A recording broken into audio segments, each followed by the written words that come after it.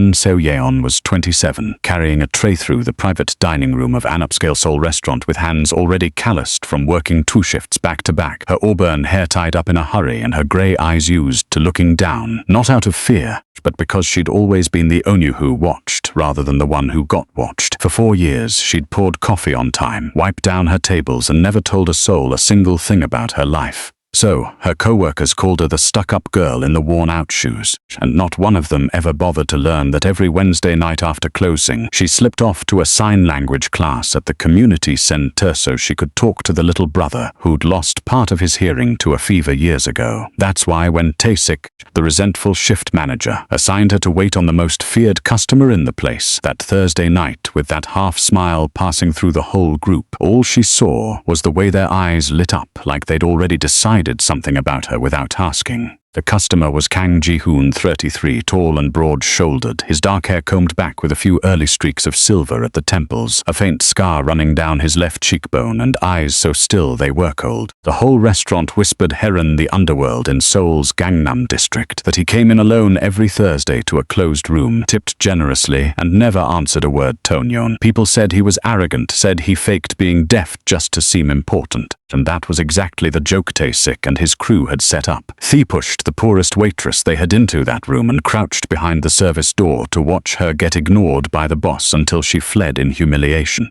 What none of them ever imagined was that Ji-hoon wasn't pretending at all. He truly hadn't heard a single sound since Sethi blast that took his father and his hearing 15 years before. He read lips off every face in front of him and guarded that secret like his life depended on it, because in his world a weakness exposed was a death sentence. So when Seo-yeon set the tray down, read the menu, and got nothing back, she froze for just a couple of seconds, and then, instead of falling apart the way the whole crew was praying she would, she looked him dead in the eye, raised her calloused hands, and began to sign slow and clear. "Hello.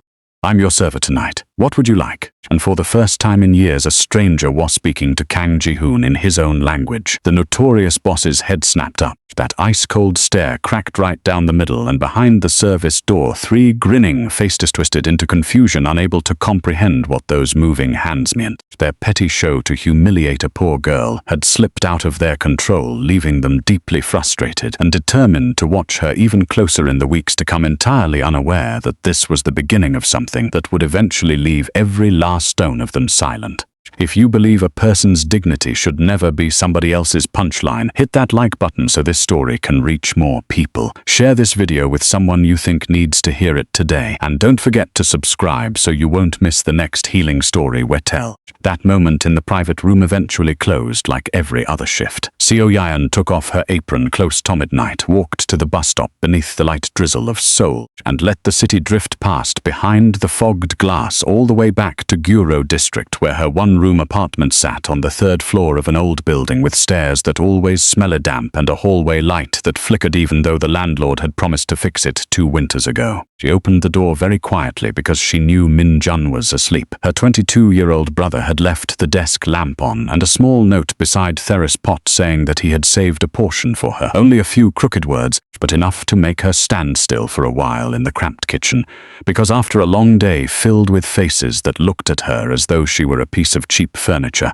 that scrap of paper was the only thing reminding her that she was still a human being someone was waiting for. Min-jun had lost part of his hearing after a fever when he was 7, and that event had long since belonged to a distant past. Neither of them saw it as a wound anymore, only as a silence they had learned to live beside. It was because of him that Seo-yeon first found her way to sign language classes, awkward at first with every movement of her hands, until little by little that language became the way the 2 siblings told each other things sound could not carry.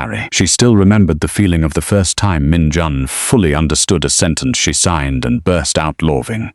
A laugh unlike any other. And from that moment on she understood that the deepest conversations sometimes did not need a single sound. Their mother had died years earlier after a long time in the hospital, while their father had searched for answers at the bottom of liqueur bottles, and then one day quietly never came back. Seo-yeon did not often tell these things to Tonyeon. Not because she was ashamed, but because she had learned early that every piece of her life she handed over could become something others used to define her. So she put them away like old papers in the bottom drawer. In that drawer were still the hospital bills from the time her mother had been ill. Bills she continued paying little by little each month. Those numbers were like a shadow she carried with her, but she had grown soused to it that she no longer let it bend her down. She simply worked 2 shifts, gathered every dollar in tips, and kept going. Her avoidance of the post-shift gossip and late-night drinks only fueled the kitchen's resentment, cementing her reputation as an outcast who simply didn't belong. Not one of them bothered to wonder where a person who finished work at midnight and then showed up again early the next morning for another shift was supposed to find the time or the money for those little pleasures. They saw her silence and hurried to name it coldness when the truth was that she had never been cold. She was only careful because there had been a time when she trusted someone, and that one time taught her a lesson she did not want to learn again. Keeping her distance was not an attitude for her, but a rule for survival, a wall she had built not to push other people away, but to protect the soft part still left inside her. That night she sat down at the dining table and quietly ate the portion of rice Min Jun had saved for her, now cold, and after what felt like an eternity her mind did not feel as empty as it usually did, because all the way home she had kept thinking about the eyes of the man in the private room, eyes the entire restaurant whispered were as cold as ice, yet in which she had seen something very different when she lifted her hands and spoke to him in her own language. She did not understand why Tae-sik had chosen to push her into that room, nor did she know yet that behind the crack in the door 3 faces had been waiting to watch her fall apart. She only knew that for a few brief minutes a stranger had looked at her not as if she were an object, but as if she were a human being, and that, though she did not yet dare name it, had slipped like a small beam of light into the walls she had spent so long building. She washed the dishes, turned off the lights, stood by the window looking down at the rain-wet street blurred with yellow lamplight, and told herself that tomorrow she would go to work on time again, wipe the tables clean, and keep herself closed off as always. But even as she thought that, she dimly felt that something had begun to shift very quietly, like a door opening a crack before anyone had decided whether it should be opened all the way. Wednesday evening was the only night of the week when Seo Yeon allowed herself to step outside the cycle of 2 shifts. It was the night she went to sign language class at the community center at the end of a quiet street in Seoul's Guro district, an old room with plastic chairs arranged in a circle and a whiteboard still faintly marked by old ink. But to her it was almost the only place where she felt she could breathe. The teacher was a deaf woman named Mrs. Kim Yoon-hee, who never taught sign language as a list of movements to memorize, viewed as a language with breath, with nuance, with facial expression and silence. She often said with her hands that hands knew how to tell the things the throat kept hidden, and Seo Yeon remembered that sentence because it was truer of her than she had ever admitted. This wasn't a language chosen out of curiosity. It was a lifeline forged in the quiet aftermath of her brother's childhood illness, the only bridge left to cross his widening silence. Seo Yeon, who had only been a child a few years older than him, had stood before the room where her brother sat and realized that if she did not find another way to speak with Min Jun, the distance between them would keep widening year after year, and that was what frightened her more than anything else, more than poverty, more than long nights. So she began to learn awkwardly and quietly from old books borrowed at the library, then from free classes like this one. Those early hardships had shaped her entire world, forcing her and Min Jun to become each other's sole shelter in a silent house. Seo Yeon did not tell the settings to the class. Here, she did not need to tell them. Here, people understood one another through a look, a gesture, a pause at exactly the right moment, and in that wordless understanding, she found a peace the long day outside had never given her anywhere else. That evening, Mrs. Kim Yoon-hee signed a question to the whole class, asking what made each person stay with this difficult language, and when it was Seo Yeon's turn, she lifted her hands and slowly told them that she learned, so that every night when she came home, she could still ask her brother how his day had been and receive a full answer, not just a passing nod, that she learned so Min Jun would never have to feel abandoned alone inside his own silence. When she lowered her hands, the Woola room went still for a beat. Mrs. Kim Yoon-hee looked at her for a long time, then signed that Seo Yeon was not only learning this language, she was keeping apromise, and Seo Yeon felt her throat tighten because that was exactly what she had never named, but had carried for all these years. Sign language had long since stopped being a skill she practiced. honest. It had become her second language, a part of who she was, the part no one at the restaurant knew about, the part she kept hidden like a jewel tucked inside a worn coat pocket. That night on the way home, she thought about the previous Thursday evening, about the man in the private room, and the moment she lifted her hands to speak with him. She realized it was the first time the language she had kept only for Min-jun had stepped outside and reached a stranger, and strangely, that did not make her feel as though she had lost something. It made her feel as though something had been connected again, as clear as throat, though the most beautiful part of her, once reserved for only one person, had found another place where it could exist. When she got home, Min-jun was still awake, sitting at the table and sketching technical drawings for his trade class. Seeing his sister come in, he looked up and signed to ask how class had been. Seo-yeon sat down across from him, and instead of telling him about the class, she signed the story of a guest at the restaurant who had unexpectedly understood the language the two siblings shared. Min-jun raised his eyebrows with curiosity, then laughed and teased her in sign, saying that finally someone else in the world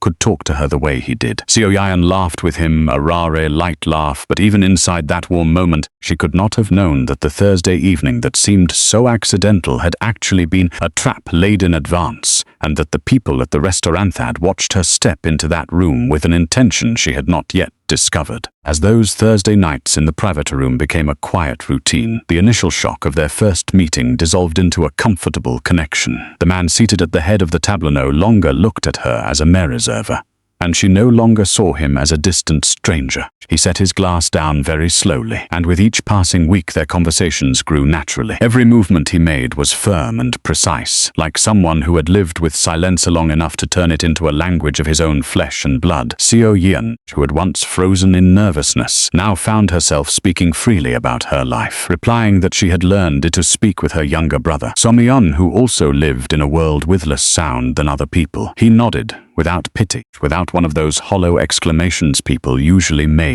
when they heard stories like that. She recalled how he had signed during one of their first evenings together that she had come here to serve, not to be sent in as a pawn, a sentence that had made her realize the man in front of her was far sharper than the cold appearance the whole restaurant whispered about. During their dinners, she would sign the dishes on the menu, and when she once accidentally mentioned that the soup had probably cooled a little because it had been left too long on the counter, he lifted one eyebrow and answered with his hands that he couldn't hear the noise of this whole city anyway. So if a bowl of cold soup complained a little, he wouldn't hear that either, so they were even. Seo-yeon laughed, the sound escaping before she could stop it. A real laugh she had let fall in this workplace after so many months, because she had not expected the man everyone feared to have such a dry, sly humor hidden behind that calm face. And that law was like a pebble thrown onto the still surface of a lake between them. He saw her smile, and something in his eye softened, as if the icy coldness she had heard so much about was only the outer shell of someone far too used to no one bothering to truly speak with him. The service that was supposed to last only 5 minutes,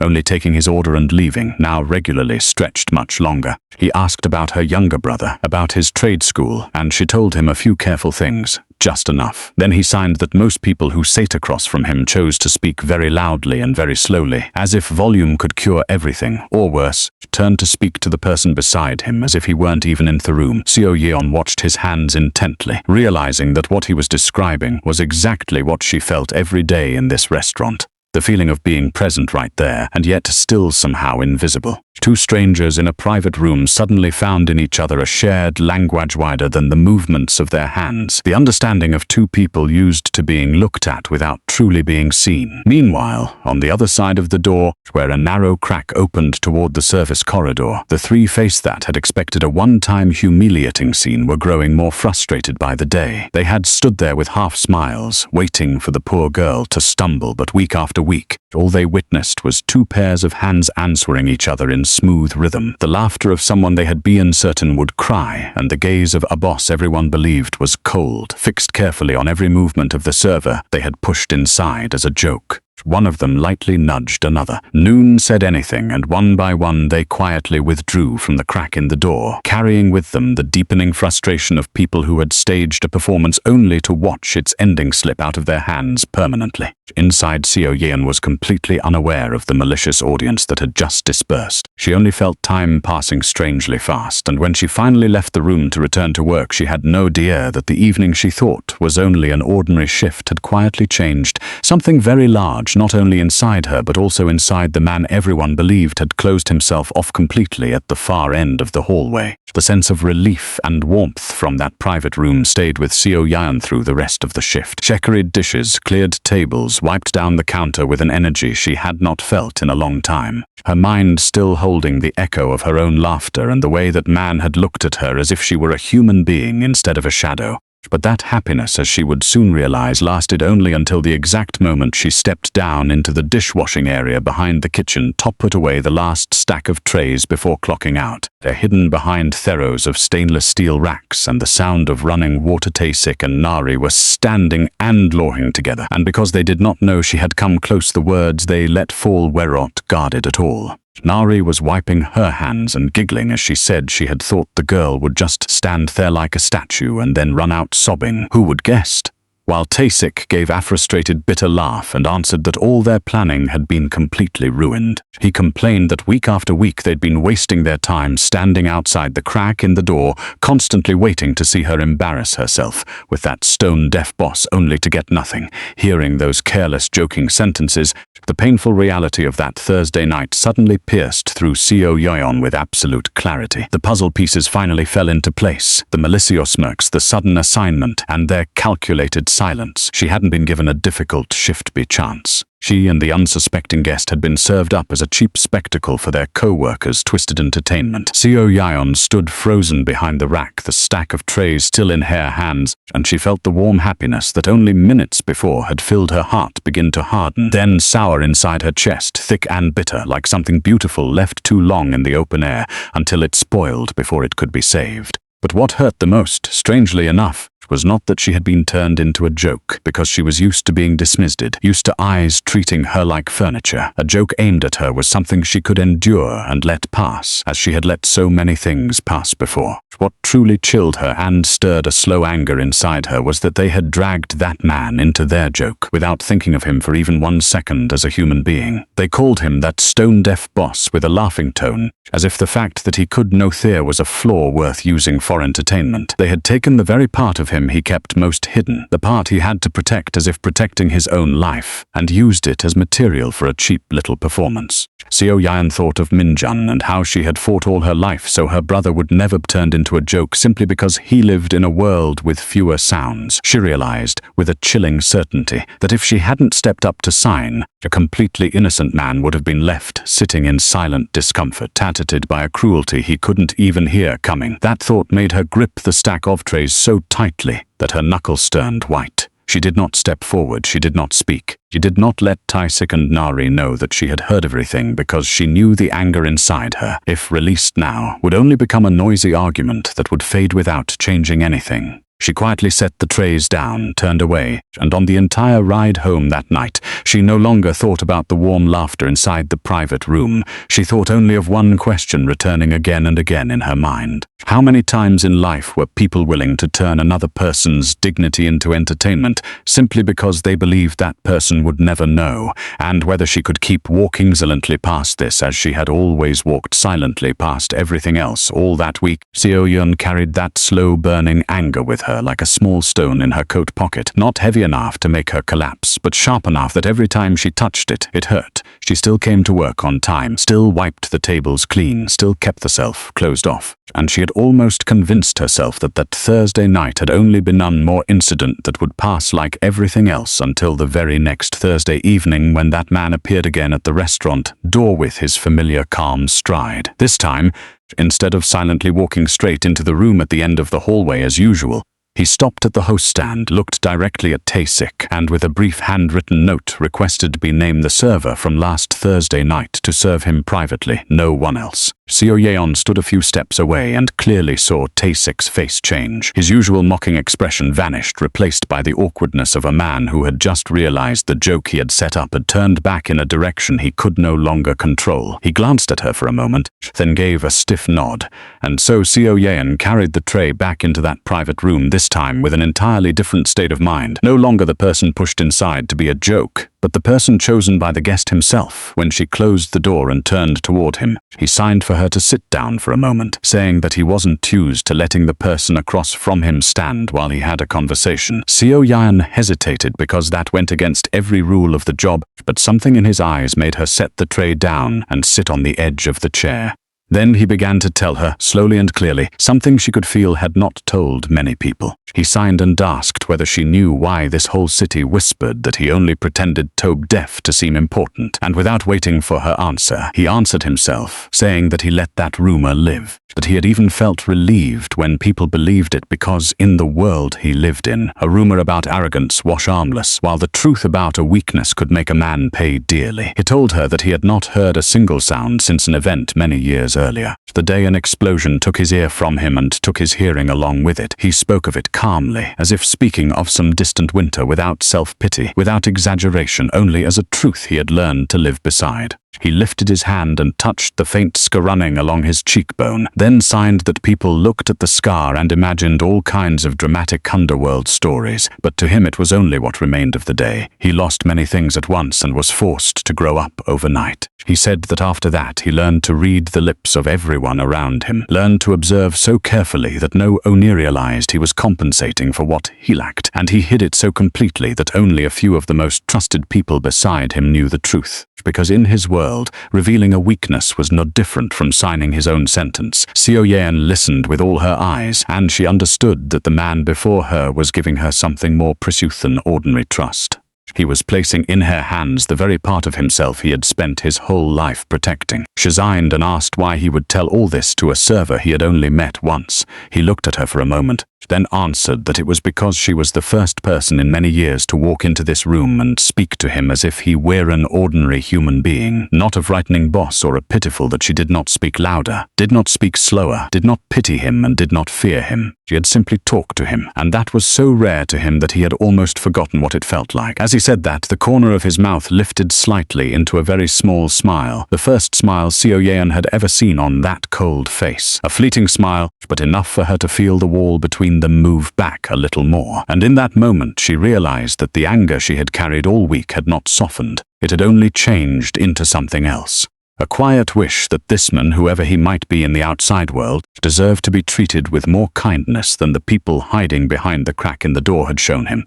After that Thursday night, something Seo Yan had not expected began quietly unfolding around her, because the fact that the restaurant's most powerful and mysterious guest had specifically requested one single server was not the sort of thing that could stay hidden for long in a place where people lived on whispers. Within a few days, the way her co-workers looked at her had changed. It was no longer only the dismissive look they had once given the ragged little snob, but something mixed with curiosity, scrutiny, and in some of them jealousy. They began to notice that every Thursday night she was called into the room at the end of the hallway, that she stayed inside much longer than an ordinary service would require, and that when she came out there was a strange calmness on her face that they could not explain. The person most irritated by that change was none other than Tae-sik. His cruel scheme had backfired spectacularly. Instead of breaking Seo Yeon's spirit for a shared laugh, he had inadvertently elevated her, watching the very woman he sought to humiliate become the preferred confidant of the restaurant's most formidable guest, ate away at his pride day by day. While he, the man who had always assumed he had the right to arrange everything in that place, was looked straight in the face by that same man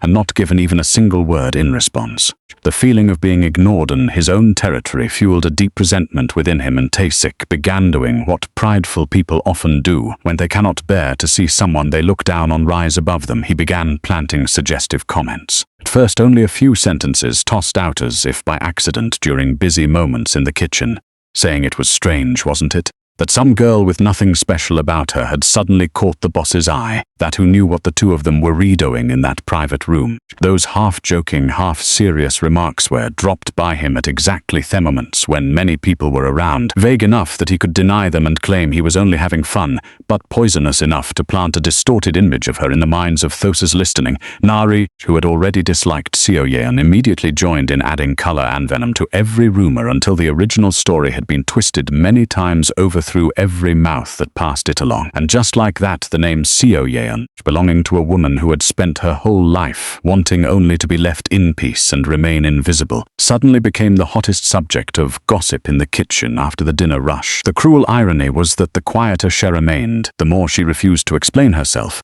the more Thosa-spreading the rumors interpreted her silence as a confession. In the midst of that thickening atmosphere, one person began to feel uneasy, and that was Do Yoon, the youngest waiter in the group, the one who had also stood behind the crack in the door with Taesik and Nari that Thursday night to join in the joke. Do Yoon was not a cruel person. He was only young and weak-willed, easily swept along by the crowd and afraid of becoming the outsider. But as he watched the rumor drift farther and farther from what he had once thought was only Harmelsteizing, as he saw it begin to aim at Seo Yeon's dignity in a way that grew harder and harder to hear, something inside him started to ache with guilt. He remembered her calm face when she stepped out of the room, remembered that during all these weeks she had done nothing to deserve words like that, and he began to dimly realize that he had helped create something unkind, even if all he had done was stand there and laugh along. Do Yoon still did not have enough courage to speak up. He remained silent whenever Taesik made another remark, still lowering his face and avoiding Seo Yeon's eyes whenever he passed her. But the uneasiness inside him kept growing like a seed planted in the wrong place, and although he did not know it yet, that slow gnawing guilt would later become a thing that made all the difference. For now, in the kitchen growing more suffocating by the day with whispers, Seo Yeon continued quietly doing her work, not yet knowing that the storm of rumors Taesik had just sparked was only beginning, and that soon it would force her to choose between continuing to stay silent as she always had, or standing up to draw a boundary she had spent her whole life trying to avoid. Despite the whispers circling around her outside that room, the Thursday evenings in the room at the end of the hallway kept arriving steadily, and little by little they became a stretch of time Seo Yeon, though she would not admit it even to herself, quietly began to look forward to, because it was the only place where she was not the ragged little snob or the subject of kitchen gossip, but simply a human being listened to. And if the last time had been Ji-hoon opening himself enough to tell her the thing he hid most deeply, then this time, for reasons she did not fully understand, Seo Yeon found herself wanting to speak. Perhaps because she had seen him offer her his truth, she felt it would be unfair to keep hiding forever behind her own wall. That day, when he signed and asked why Somyeon, as young as she was, had Chosento live so closed off, she stayed silent for a long while, then slowly lifted her hands and began to tell him. She told him that there had once been a time when she had not been this way, that once there had been someone she trusted enough to tell everything about her life, someone she had seen as refuge during the hardest days, and because she had placed her trust so completely in that person, she had not been on guard when they asked to borrow the money she had saved $1 at a time for months, money she had set aside for something important connected to Haryunja brother. Then one day, that person disappeared with all of it without a single explanation, leaving her with empty hands and a lesson she never wanted to learn again. She signed that what had hurt her most was not losing the money. Money could be earned again by taking extra shifts. What broke her was realizing that she had trusted the wrong person, that the softest part of herself, the part she had opened to someone, had been used by that very person to wound her, and from then on she learned to build walls, not because she was cold the way people thought,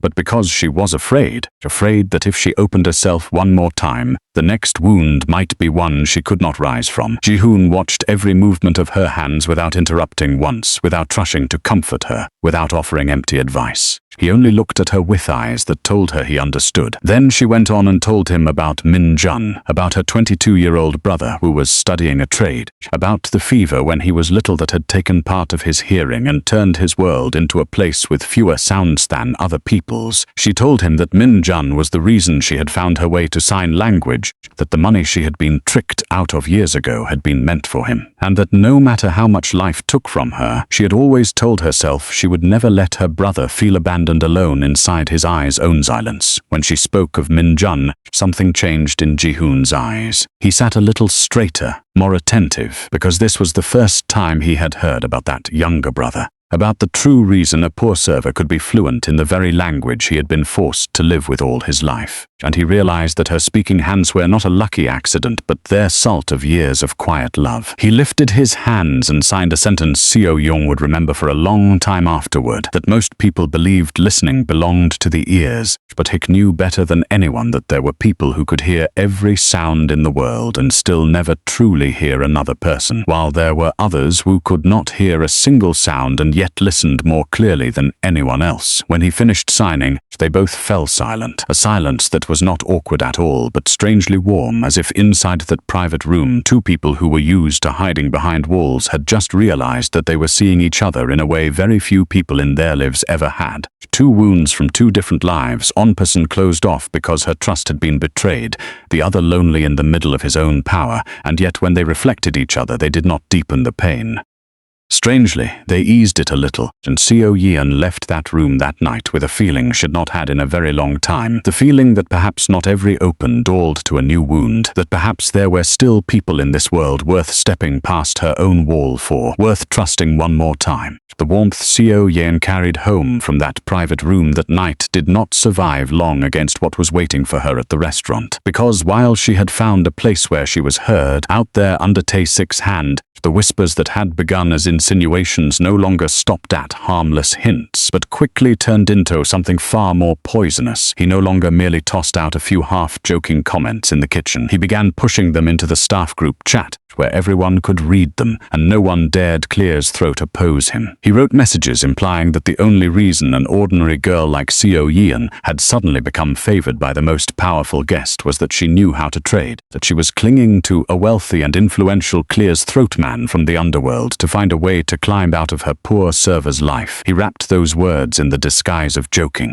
adding a few laughing symbols to make them seem harmless. But everyone who read them understood that he was deliberately smearing her dignity in the filthiest way. And what pushed everything beyond the boundary of ordinary teasing was that Tae-sik did not stop at words. He began doing things that made Seo Yeon feel uneasy whenever she was near him. He deliberately blocked her path in the narrow hallways behind the kitchen so she would be forced to squeeze past him, made comments about her body in that mocking tone, and whenever she showed discomfort, he laughed it off and said she was being too tense, that he was only joking.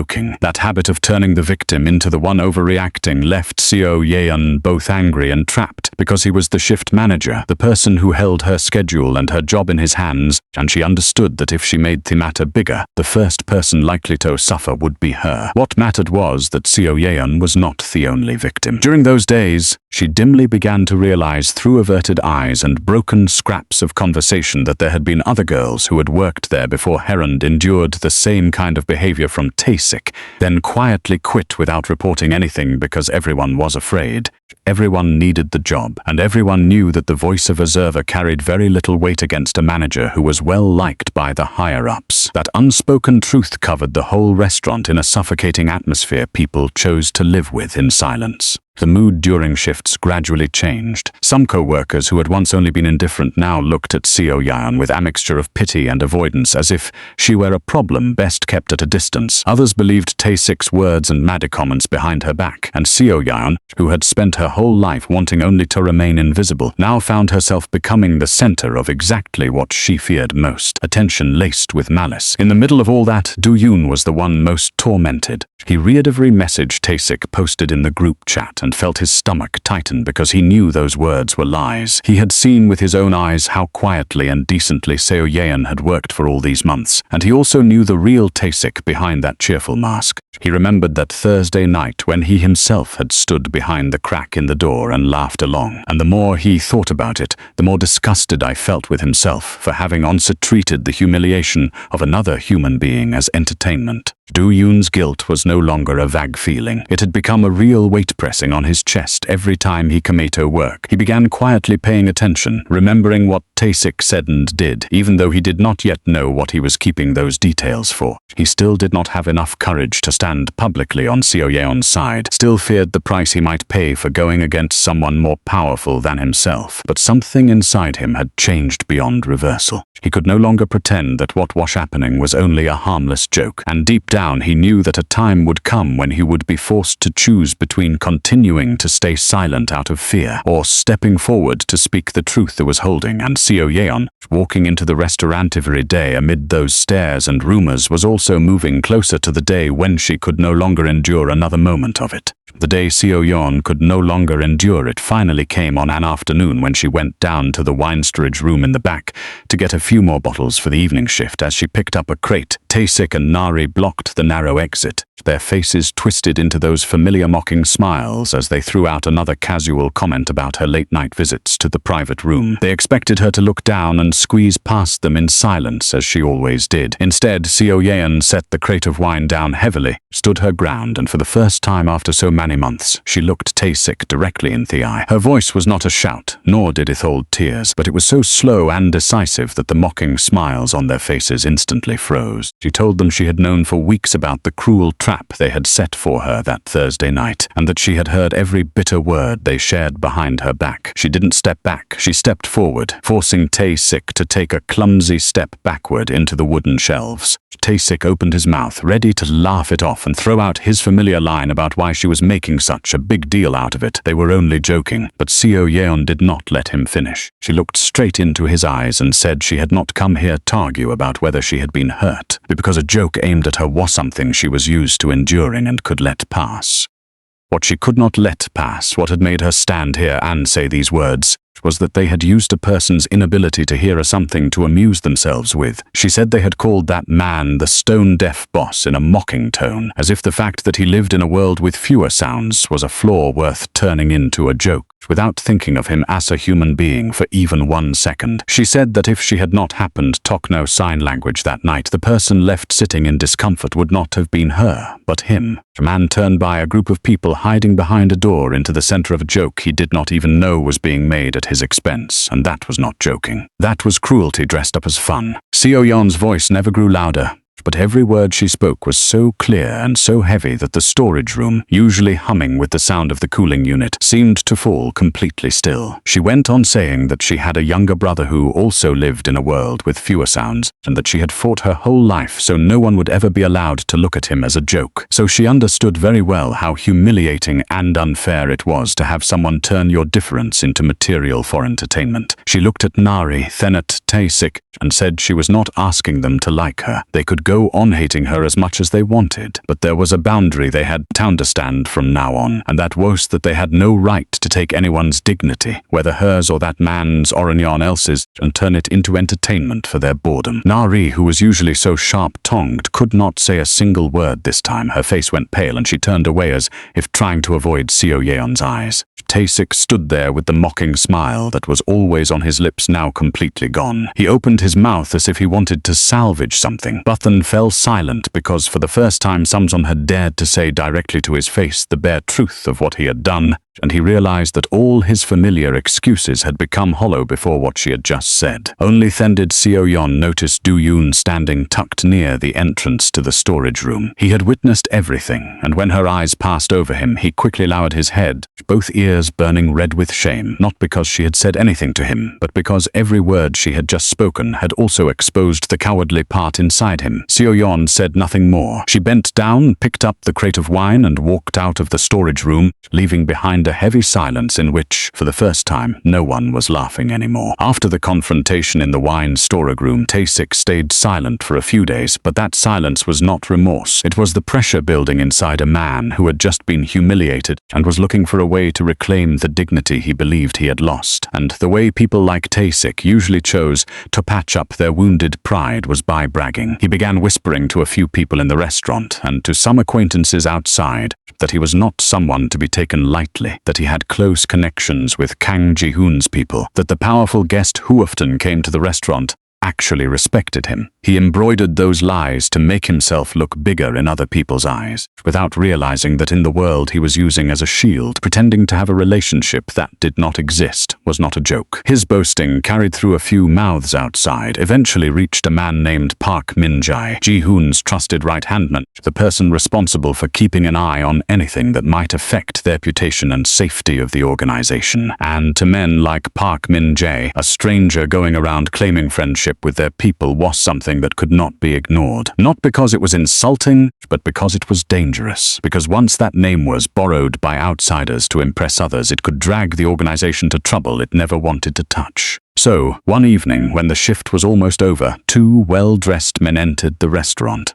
calm and polite enough that no one noticed them until they walked straight toward Taesik and courteously asked him to step outside for a few words. Seo Yeon was cleaning near the entrance then, so she happened to witness the whole thing, and she clearly saw the way Taesik's face changed when he recognized who those men were. They did not raise their voices. They made no visible threatening gesture. One of them simply stood very close to Taesik and spoke to him in a low, even voice that Seo Yeon could not fully hear, but she could see the effect of those words appearing on Taesik's face little by little. Taesik's usual arrogance disappeared, replaced by the pallor of someone who had just understood that he had been playing with something whose true weight he had never known. The man reminded him of only one thing, that there were names that should not be borrowed for little acts of showing off, that this time they had come only to make things clear and keep it polite, and that they trusted there would be none for a second time. Then, as quietly as they had arrived, they nodded in farewell, turned, and left, leaving Taesik rooted to the spot with a bloodless face and slightly trembling hands.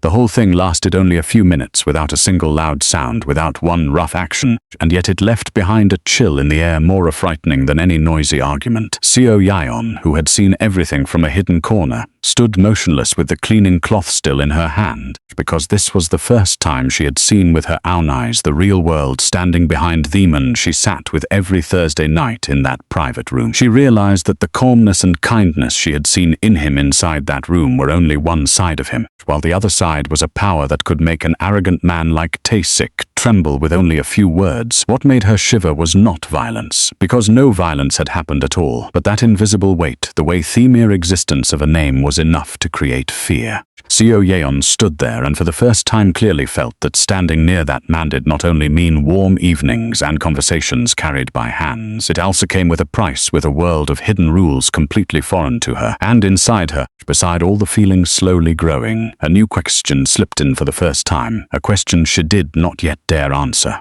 Whether someone like her with a younger brother who needed protection could step into the bit of a world like that. And that night she walked home with the shadow of that question weighing more heavily on her shoulders than any stack of bills Orima ever had. That night, Seo Yeon couldn't sleep. She got back to the apartment in Guro district when it was already late and opened the doors as quietly as always so she wouldn't wake Min-jun, but instead of collapsing into bed from exhaustion after 2 shifts the way she usually did, she sat down on the edge of the bed in the dark, both hands wrapped around the cup of tea she had made earlier, but had forgotten to drink until it had gone cold. The image from the restaurant kept returning again and again in her mind and refused to let her go. Not the image of a fight or anything truly terrible, but the very quietness of it was what made her shiver. The way 2 unfamiliar men only had to stand close and say a few words for an arrogant man like Taesik to turn pale and tremble. That invisible weight now covered her thoughts with a fear she couldn't name, but could feel clearly in every harp hand,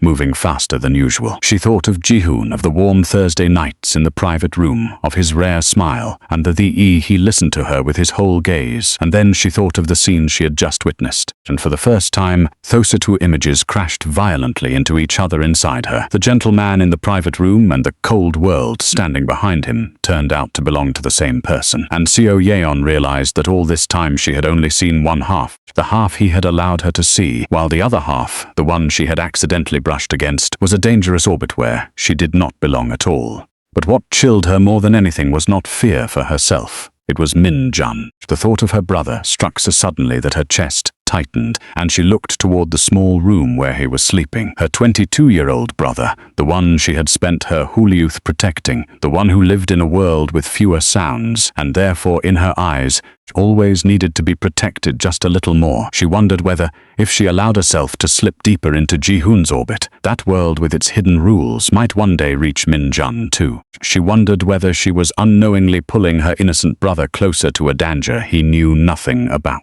The thought alone that something could threaten him because of her choices was enough to make her feel sick with fear. Because if there was one thing this life of so many losses had taught Seo Yeon, it was that she could lose anything: money, trust, peace, but she must never lose Minjun. He was the last thing left, the reason she woke each morning and pushed through to endless shifts, the only person in the world still waiting for her with a scrap of paper beside the rice pot. And the thought that she might put him in danger, just because her heart had begun to lean toward a man who belonged to such a world, made her feel like someone selfish. That night, she sat like that for a very long time, not weighing advantages or losses, not measuring right from wrong, only listening to the most primitive instinct inside her screaming to step back, to protect the small home she had fought so hard to keep, to build her wall even higher before it was too late. That instinct was so strong that at one point she picked up her phone, intending to send Ji-hoon something that would create a distance.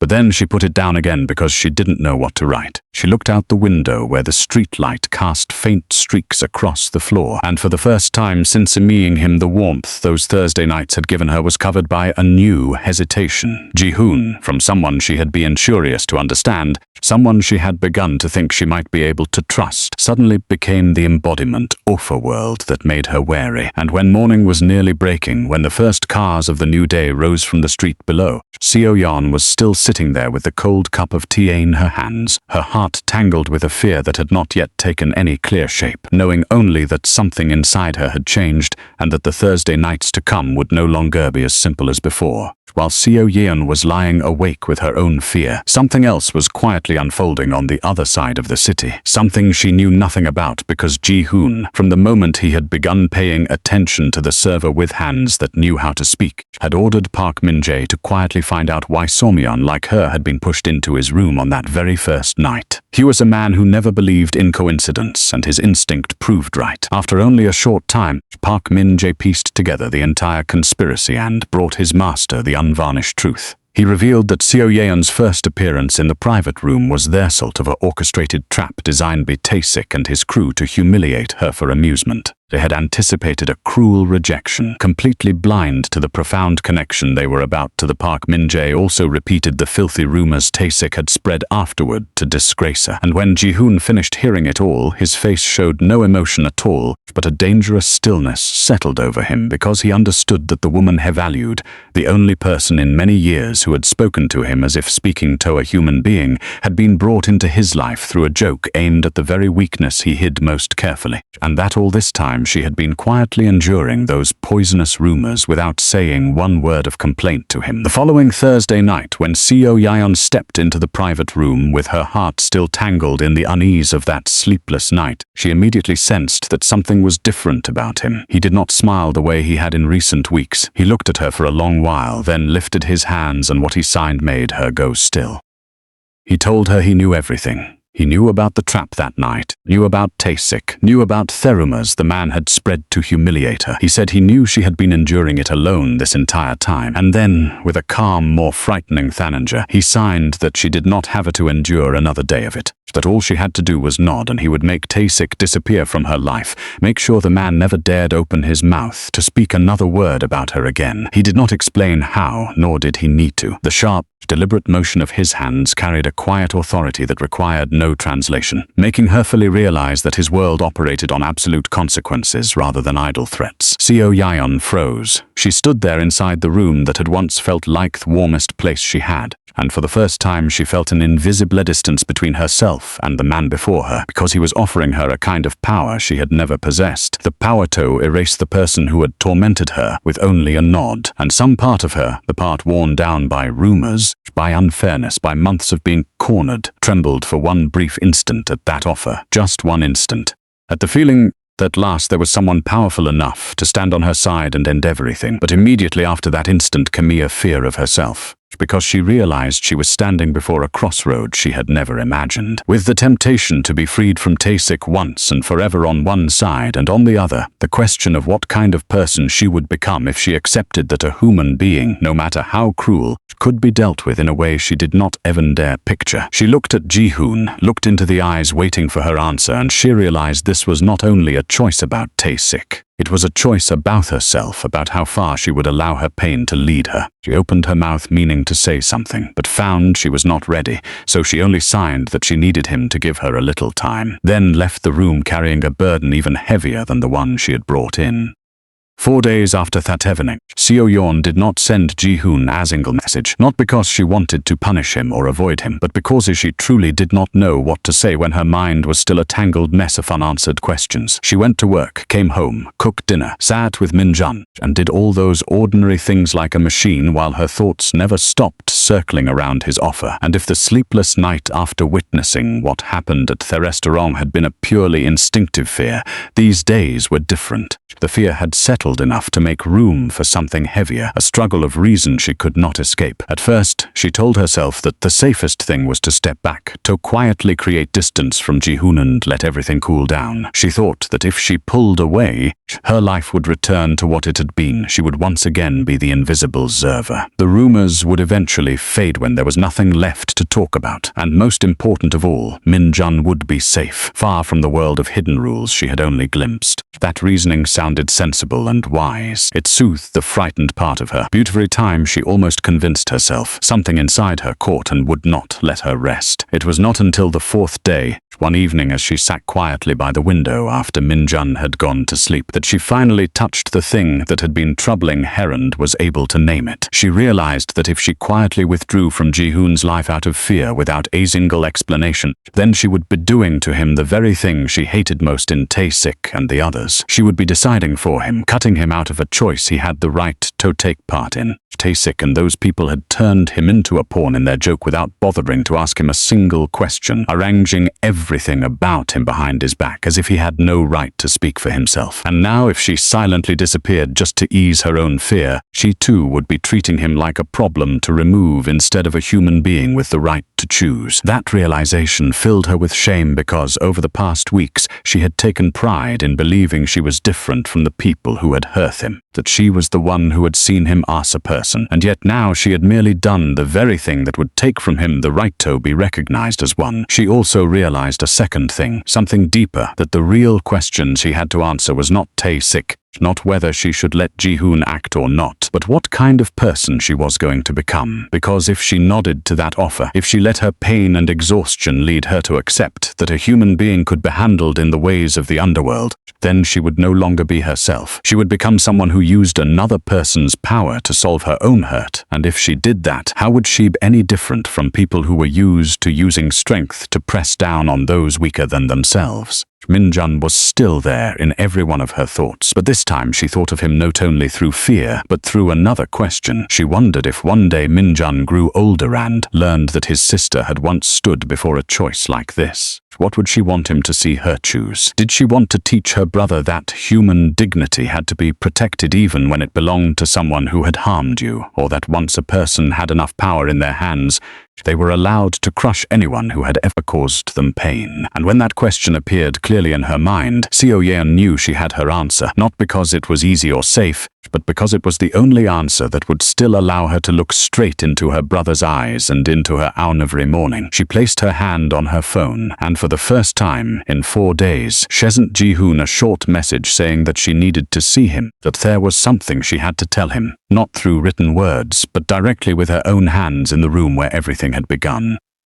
Ji-hoon replied to her message almost immediately, and so the following night, Seo Yeon stepped into that private room again, but this time she did not carry a serving tray. She came as herself with something she had spent 4 days learning how to name. He was already sitting there waiting for her, and when she closed the door and sat down across from him, he looked either with quiet attentiveness, as if understood that what she was about to say would matter. Seo Yeon drew in a deep breath and lifted her hands. She began by thanking him. She signed that she knew his offer had come from a desire to protect her, that in her whole life full of loss, no one had ever been willing to stand up for her that way, and precisely because of that, she had to be honest. Then, she looked straight into his eyes and refused. She signed that she did not want him to retaliate against Tae-sik. It wasn't about forgiveness, but about maintaining the truth of who they were to each other. She looked into his eyes and explained that on the night she was pushed into his room, they had both been treated as objects for someone else's cruel amusement. If she accepted his offer to crush Tae-sik now, she would be doing the exact same thing, turning his existence into a mere weapon for her vindication. She signed slowly, ensuring he caught every movement. "You are not a tool for my anger, Ji-hoon. You are a man, and I will not treat you as anything less." When she finished signing that sentence, she saw something shift faintly in Ji-hoon's eyes, but she did not stop, because she knew that if she had decided to be honest,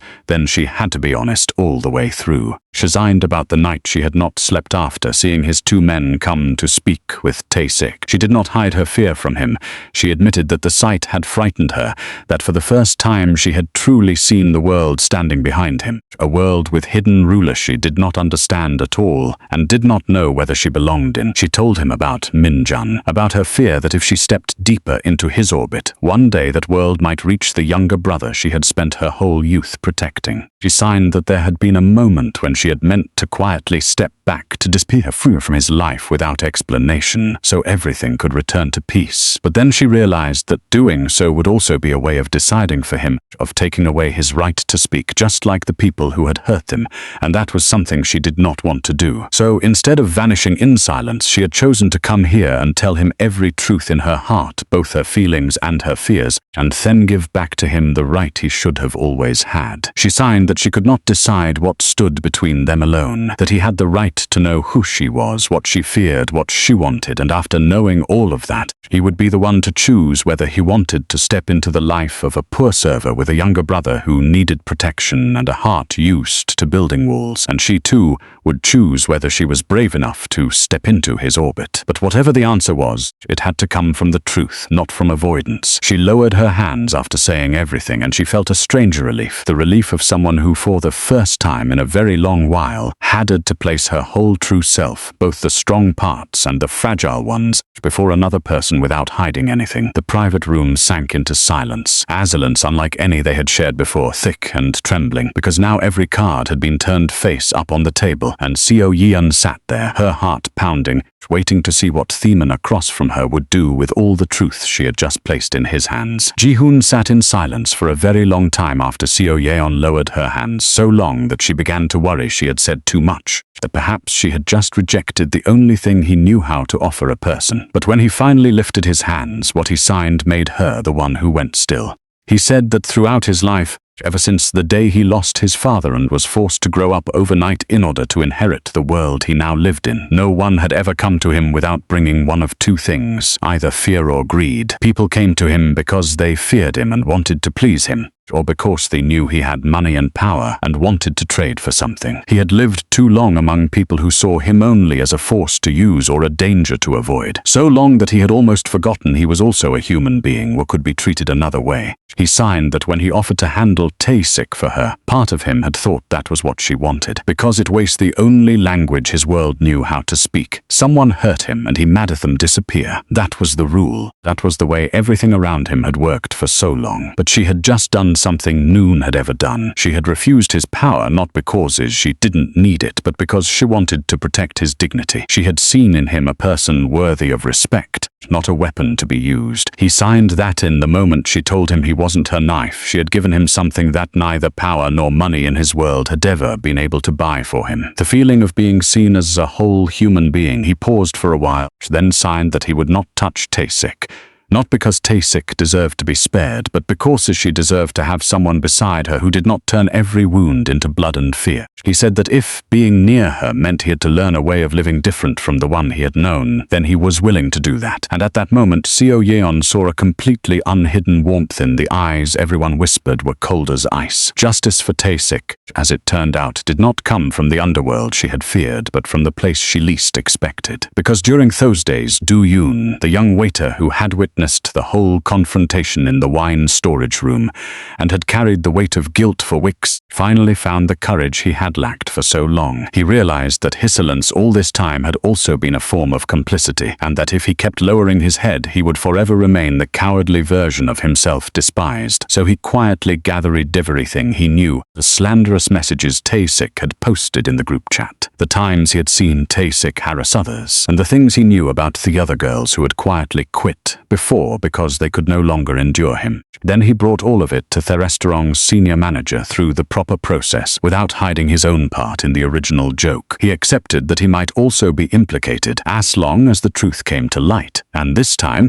faced with concrete evidence and the testimony of a witness who dared to step forward, the restaurant management could not ignore it the way they had once ignored scattered complaints in the past. An internal investigation was opened, and Tae-sik's behavior, which he had hidden for so long beneath the disguise of joking, was finally brought into the light for exactly what it was. When Seo Yeon heard from Do-yoon during a shift that he was the one who had reported everything, she looked at him for a long time and gave a small nod. Not the nod of easy forgiveness, but of recognition that a young man had chosen to do the right thing late rather than never. And in that moment, she understood that real justice, the kind of justice that allowed people to lift their heads, never came from fear or crushing power, but from the courage of those willing to name what was wrong and stand on the side of the truth. The internal investigation ended the way it should have ended long ago. Tae-sik was dismissed by the restaurant through the proper process, not with any loud dramatic scene, but simply as the inevitable consequence of what he himself had done once the truth was finally brought into the light. He left far more quietly than he had ever boasted while he was there, with no one left for him to intimidate, no name left for him to borrow and use for bragging. And when he walked out of the restaurant door for the last time, Seo Yeon felt no triumph and no pity. She felt only a calm relief, the relief of someone who had just had a burden lifted after carrying it for far too long. Nari, after Tae-sik was gone, became completely quiet. She no longer threw sharp words behind Seo Yeon's back, not because she had suddenly become kind, but because the support for her cruelty was no longer there. She chose to keep her distance, avoiding Seo Yeon's eyes whenever they crossed paths, and Seo Yeon needed nothing more than that. She had never wanted them to like her. She only needed the boundary she had drawn in the wine storage room that day to be respected, and now it was being respected. The person who changed the most was Do-yoon. After stepping forward to report the truth, he did not become a hero in everyone's eyes. Some co-workers even looked at him with cold disapproval because he had dared to break the group's unspoken rule of silence. But Do-yoon himself was different. He came to work standing a little straighter, no longer lowering his face and avoiding people the way he had before, and he began treating Seo Yeon with sincere respect. Sometimes he even hesitantly asked her a few questions about sign language, as if he were trying, in his clumsy way, to better understand the world he had once carelessly turned into a joke. Seo Yeon did not rush to embrace him, but she was not cold to him either. She understood that a young person who knew how to admit wrongdoing and try to change deserved a chance. As for Ji-hoon, the relationship between Haim and Seo Yeon after that night did not turn into a radiant love story full of promises. It grew slowly and carefully, exactly the way two people who were used to building walls around themselves would find their way toward each other. They still met on Thursday evenings, still spoke with their hands in the private room, but now there were no more hidden things between them. There was one thing Ji-hoon did that Seo Yeon would remember for a long time. He knew about Min-jun, knew about the younger brother who lived in a world with fewer sounds, and about the money Seo Yeon had once saved for him before being deceived out of it years ago. And although with his power and money he could have erased every financial burdens on her shoulders with a single phone call, he did not do that. He was perceptive enough to understand that doing so would only turn her into Somion indebted to him, instead of someone standing beside him as an equal, and that those old hospital bills were a burden. Seo Yeon wanted to finish paying in her own way, as she always had, with her own sweat and dignity. Instead, the only thing he did was open a door for her. He introduced Min-jun to a free sign language class for young people at a center he knew, a place where Min-jun could study more, meet people in similar circumstances, and find a community of his own. Ji-hoon did not pay anyone. He did not use influence to force anything. He only gave her the information about that door, and then let her and Min-jun decide whether to step through it or not. And Seo Yeon understood that this was real respect,